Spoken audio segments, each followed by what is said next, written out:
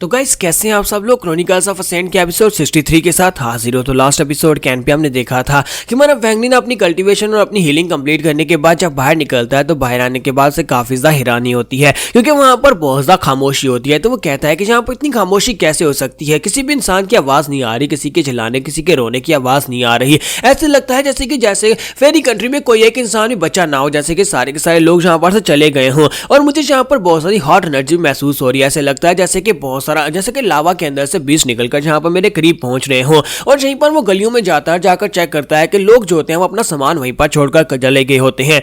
दुकानदारों की सारी चीजें बाहर पड़ी होती है। तो वैंगलिन कहता है कि यहाँ पर ऐसा क्या हुआ होगा कि शॉपकीपर्स यहाँ पर अपना सामान बाहर ही छोड़कर चले गए, वो अपनी चीजें यहीं पर छोड़कर भाग गए हों। ऐसे लगता है कोई बहुत ही इमरजेंसी की सिचुएशन होगी। और फिर साथ से वहां पर फिर से गर्मी महसूस होती है और कहता है कि मुझे यहाँ पर हॉट एनर्जी महसूस हो रही है और इस तरह की हॉट एनर्जी में पहले भी यहाँ पर महसूस कर चुका हूँ। इसी के साथ ही साइड के ऊपर से उसे एक बिल्डिंग के ऊपर एक फेरी बीच दिखाई देता है कि एक लावा बीच वहां पर होता है। फिर साथ ही साइड के ऊपर दिखाई देता है कि एक घर के अंदर बहुत सारे फेरी बीच घुसे हुए होते हैं। तो वो कहता है कि यहाँ पर तो बहुत सारे फेरी बीस्ट है और ये सारे के सारे यहाँ पर क्या कर रहे हैं। तो हमारा वैंगलिन कहता है कि मैंने तो सोचा था कि ये सारे के सारे लावा पहाड़ के अंदर से बाहर नहीं निकल सकते क्योंकि इसके मालियां की मेमोरीज के मुताबिक ये सारे लावा बीस्ट हमेशा लावा पहाड़ के अंदर ही रहते हैं और वहां पर से कभी बाहर नहीं निकल सकते। मैं कुछ दिनों के लिए क्लोज डोर कल्टीवेशन में क्या चला गया पीछे, तो यहाँ पर ये सब कुछ हो गया। या तो फिर यहाँ पर ये लावा बीस्ट बहुत ज्यादा पावरफुल है या फिर यहाँ पर फेरी कंट्री के जो नेशन सोल स्टेज के मास्टर्स हैं वो बहुत ज्यादा कमजोर है, जो इन लावा बीस्ट को हरा नहीं पाया और इसी वजह से उन्हें पूरे का पूरा कंट्री छोड़कर जाना पड़ा। तो वैंगलिन कहता है कि अब जो भी हो,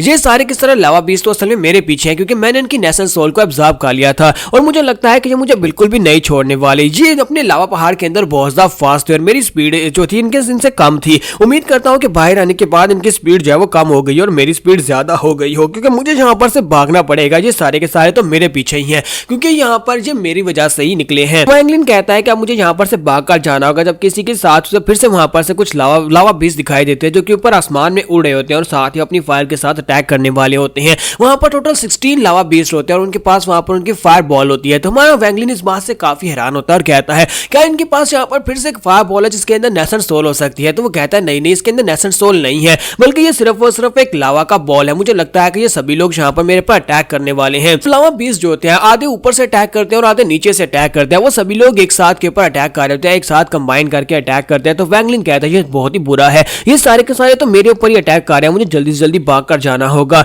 जब वो सभी लोग एक साथ मिलकर अटैक करते हैं तो हमारा वैंगलिन बड़ी तेजी के साथ वहां पर से निकलना स्टार्ट करता है। वो भागकर जा रहा था और वहीं पर अपने पास अपनी फ्लाइंग स्वॉर्ड निकालता है और एक लावा बीस्ट के ऊपर अटैक करता है। लेकिन लावा बीस्ट की बॉडी बहुत ज्यादा टफ होती है, उसकी तलवार जब उनके साथ टकराती है तो मेटल की आवाज आती है। तो वैंगलिन कहता है कि इनकी बॉडी इतनी टफ है, ऐसे लगता है जो मेटल के टुकड़े आपस में टकरा रहे हो। ताकि मैं अपनी स्वॉर्ड की मदद से उनको गिराकर उनको स्लो कर सकता हूँ, लेकिन इसके बावजूद उनकी तादाद बहुत ज्यादा है और वो लोग सिर्फ और सिर्फ मेरे पीछा कर रहे हैं और यहाँ पर से आसपास कहीं पर भी नहीं जा रहे। और अगर वो मेरे ज्यादा करीब पहुंच गए तो अपने व्हाइट लावा के साथ मेरे पर अटैक करेंगे। और पहले भी उस व्हाइट लावा की वजह से मैं बहुत ही बुरी तरह जख्मी हुआ था और मुझे कुछ दिनों के लिए बैठकर कल्टीवेट करना पड़ा था। पर वैंगलिन कहता है कि यहाँ पर आसपास स्पिरिचुअल एनर्जी थी, लेकिन अब जहाँ पर वो सारी की सारी स्पिरिचुअल एनर्जी फायर एनर्जी में चेंज हो चुकी है। अगर मैं उसे अपनी बॉडी के अंदर एब्जॉर्ब करूंगा तो फिर मुझे यहाँ पर बहुत ज्यादा पेन होने वाला है। क्या मैं वैंगलिन यहीं पर इस जगह के ऊपर मरने वाला हूँ? मुझे भी अपनी जाओ कंट्री में वापस जाना और इसी के साथ से वहां पर जैंग जियोंग की एनर्जी महसूस होती है। तो वो कहता है कि यहाँ पर मुझे जैंग जियोंग की एनर्जी महसूस हो रही है क्योंकि मेरे पास उसकी सोल एसेंस है, इसी वजह से मुझे उसकी एनर्जी महसूस हो रही है।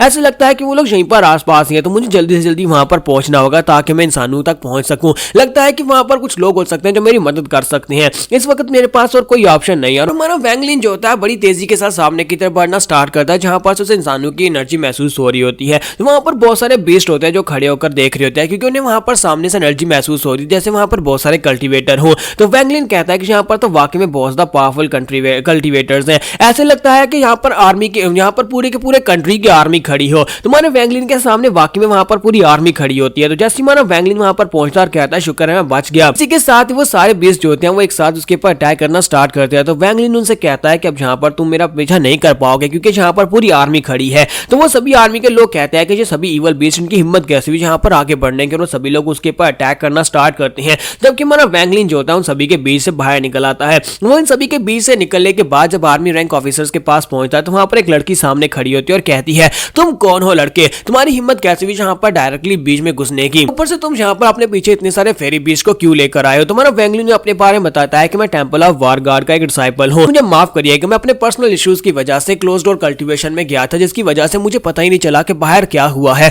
और मैं जल्दी से भागता हुआ यहाँ पर अपनी जान बचाने के लिए आया हूँ। तो वो लड़की उसे कहती है, तो तुम टेंपल ऑफ वारगार्ड से हो। जबकि मैंने वैंगलिन उस लड़की को देखने के बाद उसके कैरेक्टर को जज करता और कहता है कि ये लड़की हालांकि काफी कमजोर है, लेकिन इसके बावजूद इसकी आंखों में मुझे किलिंग इंटेंट दिखाई दे रहा है, लेकिन मुझे लगता है कि इसके सामने अगर मैं यहाँ पर बोला बनने का नाटक करूँ तभी मैं यहाँ पर अपनी जान बचा पाऊंगा। मुझे नहीं लगता कि ये टेंपल ऑफ वारगार्ड से या किसी दूसरे सेक्टर से हो सकती है। तो वो लड़की जो थी अपने एक साथी से कहती है, किंग जॉन मैं चाहती हूँ कि इस लड़की को अपने साथ लेकर जाओ, जाकर टेंपल ऑफ वारगार्ड के डिसाइपल से पूछो कि इसकी आइडेंटिटी कंफर्म करवाओ कि ये वाकई में टेंपल ऑफ वारगार्ड से है। अगर जो उनका डिसाइपल हुआ तो उसे उनके पास छोड़ आना, वरना इस लड़के को वहीं पर मार डालना। वैंगलिन ने जब उस लड़की को वहां पर रिस्पेक्ट दी थी तो इसी के साथ ही वो लड़की काफी ज्यादा खुश हो गई थी कि उसका सेक्टर जो है वो यहाँ पर इनके जो वारगार्ड ऑफ टेंपल है उससे ज्यादा बेहतर है, इसी वजह से ये लड़का उसे रिस्पेक्ट दे रहा था। तो मतलब वैंगलिन जो होता है वो किंग जॉन के पीछे पीछे चल पड़ता है और सोच रहा होता है, मुझे लगता है कि यहाँ पर फेरी बीस्ट ने पूरी तरह से इनके ऊपर कब्जा कर लिया, इनके कंट्री के ऊपर, जिसकी वजह से यहाँ पर बाकी के सभी सेक्टर्स भी मिलकर पूरी तरह से वैक्यूएट हो चुके हैं।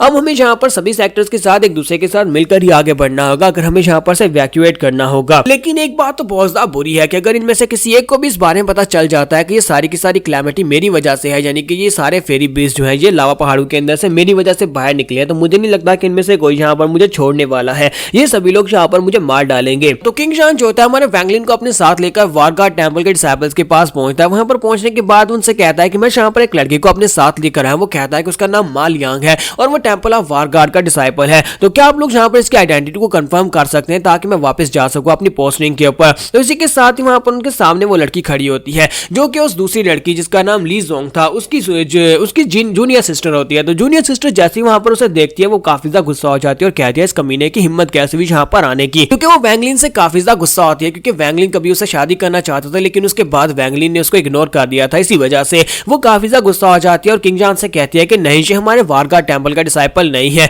ये एक बहुत ही बड़ा इंपोस्टर है, इसको मार डालो, मैं तुम्हारे साथ तुम्हारी मदद करती हूँ। हम लोग इसे मिलकर मार डालते हैं और साथ ही वो अपनी नीडल्स के साथ उसके ऊपर अटैक कर देती है। जब वो नीडल्स के साथ अटैक करती है तो हमारा वैंगलिन अपने हाथ को सामने करता है और उसकी नीडल्स को वहीं पर ब्लॉक कर लेता है और इस बात से वो लड़की भी काफी ज्यादा हैरान होती है। जब किसी के साथ ही वहीं पर जियोन जैंग पहुंच जाता है तो जियोन जैंग वहां पर आने के बाद से कहता है कि ब्रदर लूही सेक्टर के ब्रदर ये हमारी सेक्टर का डिसाइपल है जो लड़की से बहुत ज्यादा नफरत करती है, इसी वजह से इसने यहाँ पर इस तरह की बात की, आप इसको यहीं पर छोड़ जाएं, ये हमारे सेक्टर का डिसाइपल मा लियांग है। तो ये बात सुनने के बाद उनसे कहता अच्छा तो ये बात है तो फिर ठीक है मेरी ड्यूटी यहाँ पर पूरी हुई, इस लड़के को आप रखें मैं वापस जा रहा हूँ। वहां पर से वापस चला जाता है। तो मानो वैंगलिन वहां पर सोच रहा था शुक्र है यहाँ पर जियोन पहुंचा है, जियोन जैंग के यहाँ पर आने के बाद इस बात को क्लियर करने की वजह से मेरी जान बच गई, अगर यहाँ पर जब मसला इतना नाजुक था कि ये लड़की और ज्यादा इस तरह जोर डालती तो ये मुझे जरूर मार डालते। जियोन जैंग उसे कहता है कि मास्टर प्लीज मेरे साथ हैं, इस वक्त हमारे फाउंडर फेंग लुआन आपसे बात करना चाहती हैं। वो सामने उस चैरियोट में है जहाँ पर से रेनबो कलर्स निकल रहे हैं, आपको वहां पर जाकर उनसे अकेले में बात करनी होगी क्योंकि वो आपसे मिलना चाहती हैं। यहाँ पर हम लोग अपनी एपिसोड 63 का एंड करेंगे, नेक्स्ट एपिसोड में देखेंगे कि सीनियर इससे क्या बात करना चाहती हैं।